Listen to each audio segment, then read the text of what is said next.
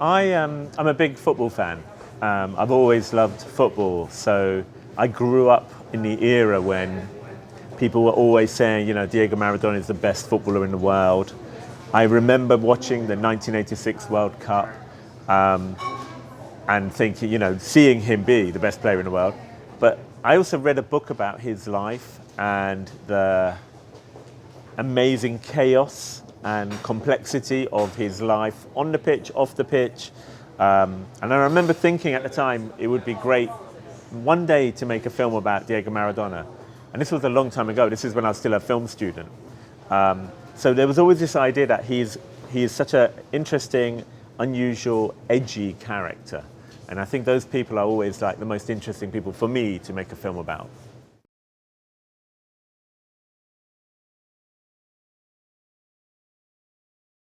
There's one favourite line probably for me in the film that Diego says, and he said it very early on in one of our interviews, where he said football is a game of deceit. And what I like about that is it's about football. The whole thing about football is you want to win. If you want to win, if you have to cheat a little bit, you cheat, whatever it takes to win. But there's a very Latin thing, it seems, about it's one thing beating your big rival, but if you can cheat and beat them, it hurts more. So he did that with England, right? The hand of God, the handball.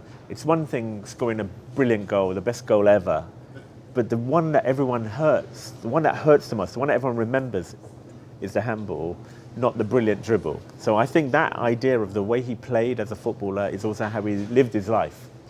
And so when you see the film, you realize that, that's the way he lives, Diego. He's a street guy. He does things, he never does what people expect him to do. He'll always do the opposite. So I like that line. In terms of footages, there's a particular scene very early on in the film when he arrives into the stadium for the first time in Naples. And it's like a gladiator going into the Colosseum. It's an amazing moment where the crowd are cheering. The Napoli stadium is a very unusual stadium because the walking into the stadium is under the ground, under the pitch, but you can see the crowds above. So it really is. He doesn't know where he's going, but he's going in to fight in Naples.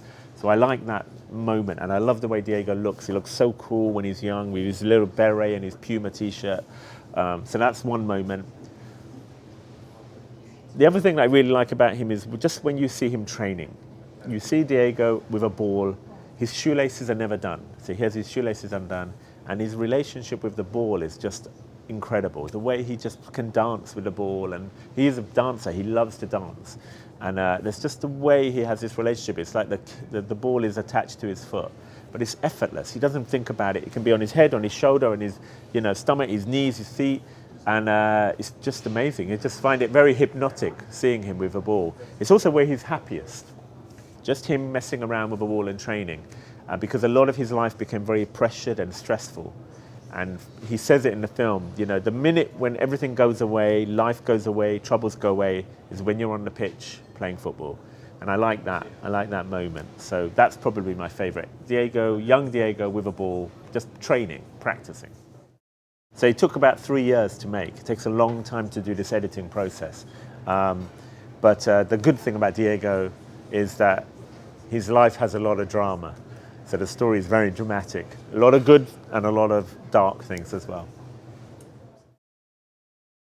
史上最高のサッカー選手、ディエゴ・マラドーナ。La cosa più grande della mia vita.